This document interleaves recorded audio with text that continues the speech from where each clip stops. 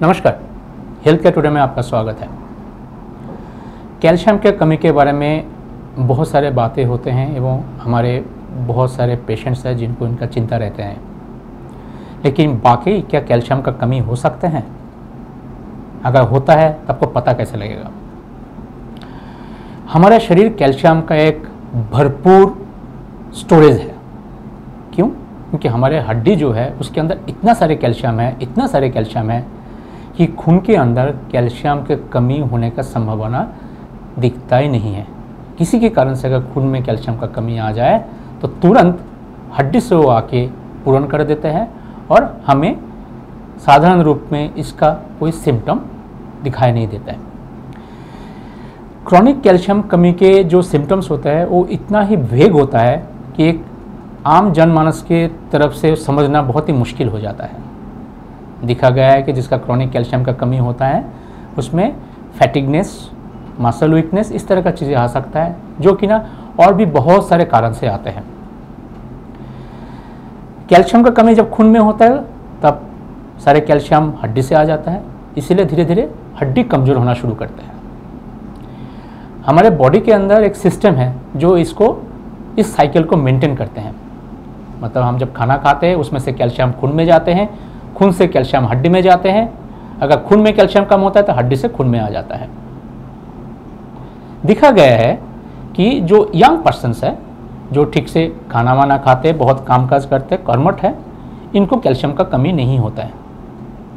लेकिन महिलाओं में उनके लाइफ के 2 समय होता है जिस टाइम कैल्शियम का कमी हो सकता है और हड्डी कमज़ोर हो सकता है। जब वो प्रेग्नेंट होता है, क्योंकि उसके पेट में एक बच्चा पलते हैं, वो बड़ा होता है और उसमें हड्डियाँ बनता है और उसमें बहुत सारे कैल्शियम का ज़रूरत होता है। वो कहाँ से मिलेगा? वो माँ से ही लेंगे, और अगर माँ को प्रॉपर कैल्शियम का खुराक नहीं दिया गया तो कैल्शियम कहाँ से आएगा? माँ के हड्डी से ही आएगा। तो इसलिए कैल्शियम का कमी हो सकता है, हड्डी कमज़ोर हो सकता है एक प्रेग्नेंट महिला में।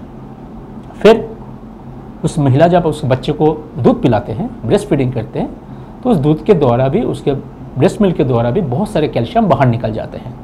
अगर उस टाइम में भी अगर उनके खुराक में एडिक्वेट कैल्शियम नहीं दिया जाए तो फिर उनका कैल्शियम का कमी होगा।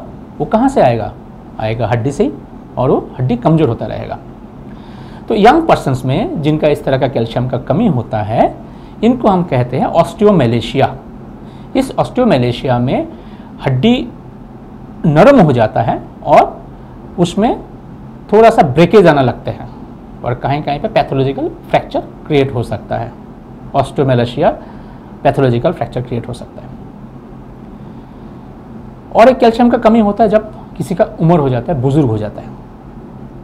साधारणतः महिलाओं में ये वाला कैल्शियम का कमी ज़्यादा देखते हैं, जिसमें हड्डी के अंदर से कैल्शियम बाहर निकलना शुरू करता है और हड्डी धीरे धीरे झुरझुरे होने लगते हैं, कमज़ोर होने लगते हैं।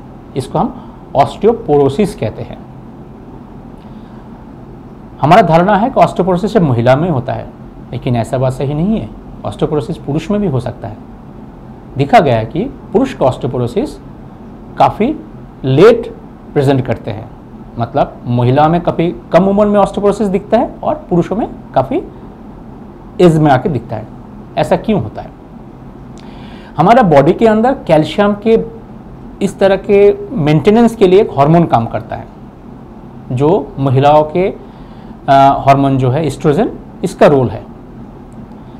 जब महिलाओं का मेनोपॉज हो जाता है उस टाइम बॉडी में हार्मोन का कमी हो जाता है और इसके वजह से उनके हड्डियों के अंदर कैल्शियम जमा होने का जो प्रोसेस है वो रिवर्स हो जाता है और हड्डी से कैल्शियम बाहर निकलना शुरू करता है। बेसिकली एक कॉन्सेप्ट ऐसा है कि जिस टाइम आप काम कर सकते हो, इनकम कर सकते हो, उस टाइम आप बुढ़ापे के लिए पैसा जमा करके रखो। जितना कमाई करोगे, जितना जमा करोगे, बुढ़ापे पे आप उतना आराम से रहोगे। सो महिलाओं में जो हड्डी के अंदर कैल्शियम जमा होता है वो 30 साल तक ही हो सकता है। 30 साल के बाद और कोई कैल्शियम जमा नहीं होते, सिर्फ बाहर निकलता है, जो कि ना मेनोपॉज के बाद बहुत ज़्यादा रेट से बाहर निकल के आता है। ऐसे भी महिलाओं का हड्डी पुरुष की हड्डी की तुलना से थोड़ा कमज़ोर होता है, हल्का होता है, पतला होता है, इसलिए उनकी हड्डी के अंदर कैल्शियम भी कम होता है पुरुष के हिसाब से। इसलिए महिलाओं में ऑस्टियोपोरोसिस ज़्यादा दिखते हैं। ये तो गया कारण क्यों ऑस्टियोपोरोसिस होता है। इस ऑस्टियोपोरोसिस को हम कैसे रोक सकते हैं। अगर ऑस्टियोपोरोसिस को रोकना है तो हमें बचपन से कोशिश करना चाहिए। शुरू में बोला था कि जिस टाइम आप कमाई कर सकते हो उस टाइम आपका धनराशि जमा करके रखो आपके बुढ़ापे के लिए। बिल्कुल सही उसी तरह से, मतलब जिस टाइम आपका ग्रोथ हो रहा है और आपके हड्डी के अंदर कैल्शियम जमा होने का क्षमता है, उस टाइम आप संपूरक आहार लो, कैल्शियम का लो, और सिर्फ यही नहीं है, बहुत सारे खेल कूद करो, दौड़ो, भागो, छलांग लगाओ, क्योंकि हड्डी को इस तरह का स्टिमुलेशन चाहिए।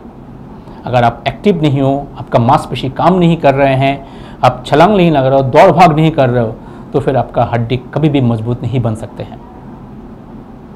इसीलिए मैं कहता हूँ हर महिलाओं को, अगर आपके घर में कोई छोटे बच्चे हैं, गर्ल चाइल्ड है, तो उसको बचपन से उसके ऊपर ध्यान रखो, उसको एक लड़के से ज़्यादा खेलने का मौका दो, कि लड़के तो खेलते ही रहेंगे और हमारे सोशल स्टिग्मा की वजह से लड़कियों के खेलने के सुजग और चांसेस बहुत ही कम मिलते हैं। अगर बच्चों को बहुत ज़्यादा खेलने के मौका देंगे, स्पेशली गर्ल चाइल्ड को, तो इनके हड्डी मजबूत होंगे और हमारे आगे वाले पीढ़ी में ऑस्टियोपोरोसिस का चांसेस कम हो जाएंगे। हमारा कुछ अपना डे टू डे लाइफ के कुछ और भी भय है जिसकी वजह से हमें ऑस्टियोपोरोसिस हो सकता है, जैसे कि स्मोकिंग। अगर हमें स्मोकिंग की आदत है, स्मोकिंग के कारण से हमारा ऑस्टियोपोरोसिस हो सकता है। फिर अल्कोहल इंटेक, अगर बहुत ज़्यादा अल्कोहल इंटेक के आदी है कोई, उनका ऑस्टियोपोरोसिस हो सकता है। हमारा जो लाइफस्टाइल है, जो अर्बन लाइफस्टाइल है स्पेशली, इसमें सूरज का रोशनी हमारे शरीर में आते ही नहीं है, और हमारे जो कपड़े पहन का तौर तरीका है उस कारण से भी हमारे स्किन के ऊपर, चमड़ी के ऊपर सीधा सूरज की रोशनी नहीं आते हैं। बॉडी के कैल्शियम के स्थिति बनाने के लिए और कैल्शियम का मौजूद बनाने के लिए विटामिन डी का एक रोल है, और विटामिन डी सीधा खाने से नहीं मिलते हैं, हमें सिर्फ इसका रॉ मटेरियल मिलता है खाने से, और सूरज का किरण से उस रॉ मटेरियल से विटामिन डी हमारे शरीर में बनते हैं। अगर सूरज का किरण ना आए तो विटामिन डी नहीं बनेगा, कैल्शियम जमा नहीं होगा, हमारे खाने से कैल्शियम पाचक तंत्र से खून में नहीं आएगा। सो ऑस्टियोपोरोसिस व कैल्शियम का कमी रोकने के लिए हमें चाहिए अच्छा खेलकूद करना, दौड़ भाग करना, सही सटीक आहार लेना, और साथ साथ सूरज का किरण हमारे स्किन में आना। ये तो गया जिस टाइम हम हमारे हड्डी के अंदर कैल्शियम को घुसा सकते हैं, स्थिति है उस टाइम के लिए। जब किसी को मेनोपॉज हो जाता है महिलाओं के लिए, और पुरुष का जब 70 के साल के ऊपर हो गए हैं, जिनको इतना सारा कुछ कह ही नहीं सकते, कर नहीं सकते, उनमें क्या करें। ऐसी स्थिति में हमें इनको रेगुलरली जांच करना चाहिए, देखना चाहिए हड्डी कितना कमज़ोर है, ऑस्टियोपोरोसिस है कि नहीं है। एक मात्रा के ऊपर चले गए तो हमें सिर्फ विटामिन डी और कैल्शियम सप्लीमेंट से काम नहीं चलता है, तब हमें कुछ और भी दवाई देता है जो कि ना हड्डी के अंदर कैल्शियम को पुश करके घुसा देते हैं, धक्का मार के घुसा देते हैं, हड्डी को स्ट्रॉन्ग करते हैं। ऐसा दवा देना पड़ता है जो कि ना नए नए हड्डी बना सकते हैं। सो बेसिकली मेनोपॉज के बाद हर महिलाओं को कुछ साल अंतर अंतर डेक्सा स्कैन नाम के स्कैन करना चाहिए, जो हमें एक धारणा दे देता है कि उनके हड्डी की कमजोरी है कि नहीं है।